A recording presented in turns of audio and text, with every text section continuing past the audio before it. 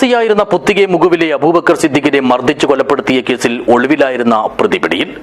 Paivalike പെരിയപ്പാടിയിലെ അഷർ അലിയെയാണ് crime branch arrest ചെയ്തത്. This news sponsored by Forever for everyone. Shobhika Weddings, Big Mall, Kanyanad, Kozhikode, Koilandi and Kutyadi. വിദേശത്തു നിന്ന് നാട്ടിലേക്ക് മടങ്ങുന്നതിനിടയിൽ തിങ്കളാഴ്ച വൈകുന്നേരം കണ്ണൂർ വിമാനത്താവളത്തിൽ വെച്ചാണ് അഷർ അലിയെ ഡിവൈഎസ്പി പി മധുസൂദനൻ നായരുടെ നേതൃത്വത്തിലുള്ള ക്രൈംബ്രാഞ്ച് സംഘം കസ്റ്റഡിയിലെടുത്തത്. പിന്നാലെ തന്നെ ഇയാളുടെ അറസ്റ്റും രേഖപ്പെടുത്തി. ക്രൈംബ്രാഞ്ച് എസ് പി ബാലകൃഷ്ണൻ നായരുടെ നേതൃത്വത്തിൽ പ്രതിയെ വിശദമായി ചോദ്യം ചെയ്തു വരികയാണ്. 19 പ്രതികളുള്ള ഈ കേസ് കഴിഞ്ഞ വർഷമാണ് ക്രൈംബ്രാഞ്ചിന് കൈമാറിയത്.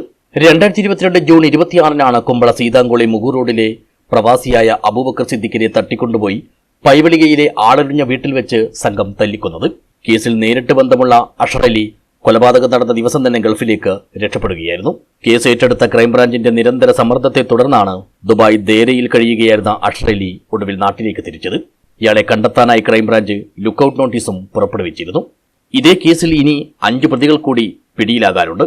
ഇവർക്കായും അന്വേഷണ സംഘം ലുക്കൌട്ട് നോട്ടീസ് പുറത്തിറക്കിയിട്ടുണ്ട്.